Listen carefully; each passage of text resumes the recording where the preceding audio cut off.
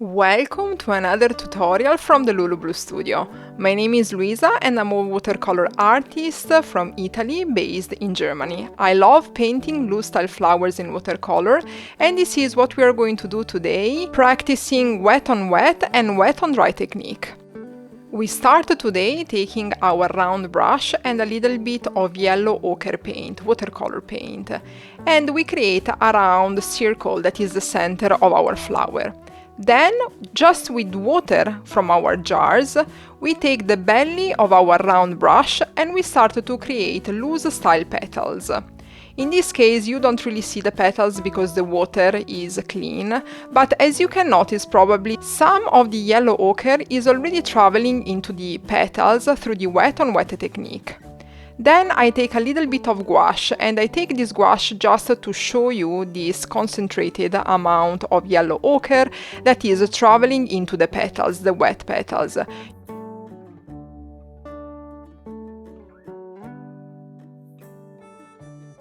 What I am doing in this moment is just to add a darker color into the center and allowing this burnt amber, this brown color, to sit and also travel into the center of this first flower that I have created. Using a similar approach, I'm taking now some transparent orange, quite concentrated on my brush, and I just touch with the tip of my brush the petals that contain a lot of water and a little bit of yellow pigment from the travel, let's say, of the pigment from the center of the flower onto the petals. At this point, orange and yellow will start to blend directly onto the paper.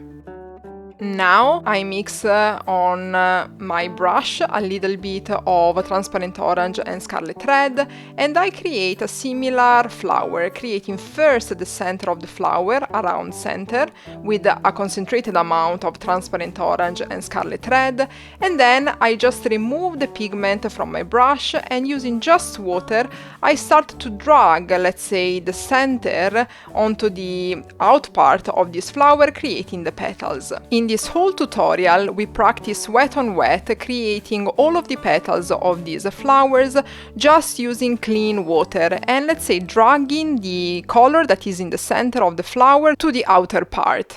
Then we take some more concentrated pigment, like watercolor paint or some gouache, and we enhance this effect even further just by adding more color into the center. In this case, then, I'm using, for example, my inks, and I'm taking a little bit of purple to have some spread of the color onto the petals. This happens because the petals are still wet, so there is still some water that can drag the color of the ink, in this case purple, into the petals and create beautiful effects. For the third flower, I'm using a similar approach, but I'm using some gouache, yellow gouache, to create the center of this flower. Yellow gouache is similar, let's say, to watercolor paints, but is very concentrated in pigment and a little bit more opaque. Therefore, you can see how the effect is a little bit more colorful, let's say, using some gouache. In this tutorial, I'm mixing some watercolor paints, some gouache and some inks to show you how you can really obtain different effects. But if you don't have all of these different supplies at your disposal, you can obtain very similar and fun effects also just using watercolor paints, as we did for the first flower. In this tutorial, we are using the wet on wet technique to create these flowers. We first start from the center of these flowers, and using any round brush, for example, that you have available, just create a very concentrated round shape with any watercolor paint or some gouache or some inks if you have it available. Leave it with a little bit of water to allow this water to travel onto the paper. Then, with the same brush, just take some clean water and create some petals that are starting from the center where the pigment is, and let this pigment travel onto the paper, creating some beautiful color effects. You can play, as I said, with watercolor paints, with gouache and with inks, and then also add additional brush strokes while the water on the paper is still wet to create beautiful, colorful effects onto the petals and onto the center. You are practicing the wet on wet technique because you are adding some wet pigment onto the wet surface of the paper, in this case, that contains either just water or water and pigment. I started creating the fourth flower by mixing onto the paper a little bit of Cobalt Blue, that is a watercolor paint, and a little bit of blue gouache, because I really want this color to be very visible into this composition. I'm creating now just with clean water all of the petals, and I allow a little bit of blue to travel from the center of the flower into these petals that are still wet. I add even a little bit more blue gouache to help this process. Then I take from my ink palette a little bit of pink and a little bit of dark blue, and I add these colors into the center of this flower, and I allow this blue ink to travel into the petals a little bit too.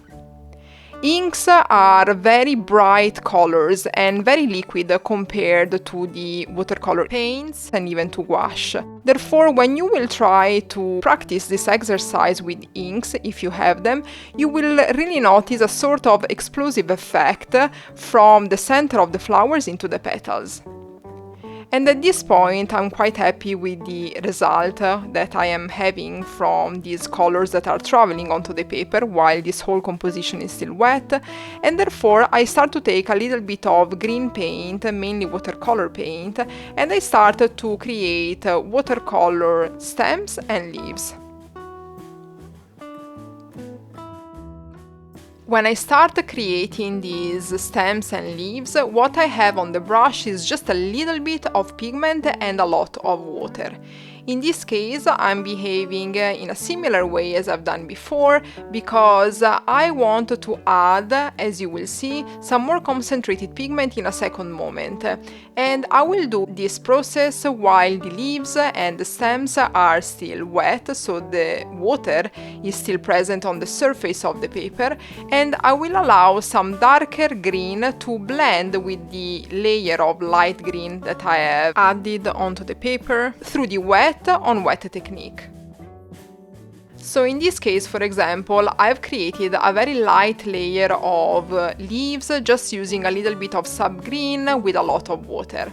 Then I'm adding some more concentrated green and even darker in color, a little bit of Cobalt Green Dark that is mixed with a little bit of Sap Green, and I add this concentrated pigment in the first layer of these leaves, and I allow this dark green to really travel onto the paper while the layer is still wet. Using the wet on wet technique is a fun way to create loose style watercolor flower compositions. Remember that you can mix different media on your paper. For example, you can mix watercolor paints with gouache and inks, as we are doing here. And also you will notice that the effects coming from these different supplies can lead to beautiful effects when they really mix onto the paper together. The leaves I'm adding in this composition start from the center, originate from the center, and I created these long stems that really give a flow to these leaves that have different shapes and different sizes. So remember to have some leaves that are a little bit smaller and some leaves that are a little bit darker. When I am happy with the amount of big leaves that I've created, I start to mix on my ink palette a little bit of green and brown, and I start with this round brush to create some small accent of colors that are much darker and a little bit more muted compared to the colorful flowers that I've created in the center. In this way, I'm creating some contrast on the leaves that allow these flowers to pop even more from the whole composition. When you are adding leaves in this style, always remember to look at everything you have painted up until now, in order to understand where you can add these leaves. In my case, for example, I always like to add leaves in areas that sort of frame the flowers that I've created in the center. And therefore, I always refer to the flowers that I've created to understand where to add these darker brush strokes.